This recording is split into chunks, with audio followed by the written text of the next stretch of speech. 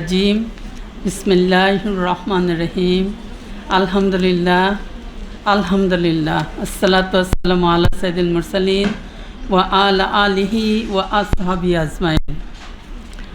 সম্মানিত প্রধান মেহমান এবং অন্যান্য মেহমানবৃন্দ উপস্থিত আমার প্রাণপ্রিয় সম্মানিত বোনেরা, আসসালামু আলাইকুম রহমতুল্লাহ। আজকে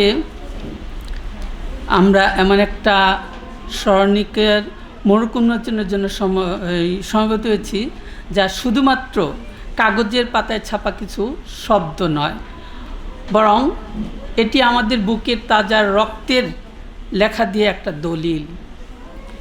এই অদম্য জুলাই, এই নামটি কিন্তু বলে দিচ্ছে যে সেই দিনগুলোতে আমাদের তরুণ প্রজন্মের সাহস, ত্যাগ এবং আকাঙ্ক্ষা কতটা অদম্য ছিল। এই স্মরণিকাটি সংকলিত করার জন্য আমি সংশ্লিষ্ট সবাইকে আন্তরিক মোবারকবাদ এবং ধন্যবাদ জানাচ্ছি।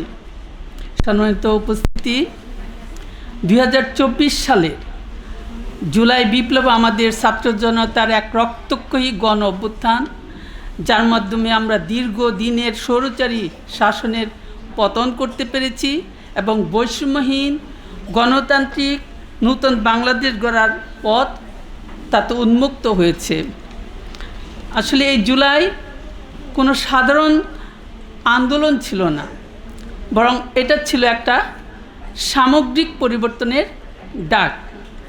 দীর্ঘদিন ধরে জমে থাকা আমাদের উপর যে দুর্নীতি, দুঃশাসন, ভোটাধিকার হরণ এবং বৈষম্যের বিরুদ্ধে এটা একটা ছিল প্রতিবাদী কণ্ঠস্বর বা বিস্ফোরণ বলা যায়। তো তরুণ প্রজন্মের নেতৃত্বে সংগঠিত এই বিপ্লব আমাদের শিখিয়েছে কি করে অন্যায়ের বিরুদ্ধে মাথা উঁচু করে, মাথা নত না করে, বরং তার বিরুদ্ধে আমাদেরকে রুখে দাঁড়াতে হয়। সম্মানিত উপস্থিতি, জুলাই বিপ্লবের শহীদের রক্তের প্রতি যদি আমরা সম্মান জানাতে চাই, তাহলে আমাদের কি করতে হবে? জুলাই যে বিপ্লব, তার স্পিরিটকে আমাদেরকে ধারণ করতে হবে। আর সেটা শুধুমাত্র স্মারক প্রকাশ বা স্মৃতিচারণ করেই আমরা আমাদের দায়িত্ব শেষ করতে পারি না। এর জন্য আমাদের কি করতে হবে? প্রয়োজন জুলাই সনদের কার্যকর বাস্তবায়ন, যেখানে কি হবে?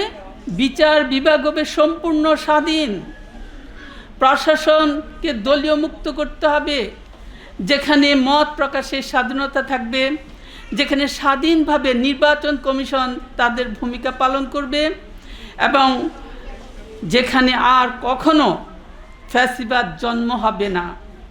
তাই আসুন, অদম্য জুলাইয়ের এই স্মারক উন্মোচনের সময়ে আমরা নতুন করে শপথ নেই যে শহীদের রক্তকে আমরা বৃথা যেতে দেব না। জুলাই সনদের আলোকে একটা বৈষম্যহীন, দুর্নীতিমুক্ত, ইনসাফপূর্ণ একটা ন্যায় বিচার নিরাপদ বাংলাদেশ আমরা গড়ে তুলব। আল্লাহ আমাদের সাহায্য করুন। আল্লাহ সবাইকে ধন্যবাদ জানিয়ে শেষ করছি। আসসালামু আলাইকুম রহমতুল্লাহ।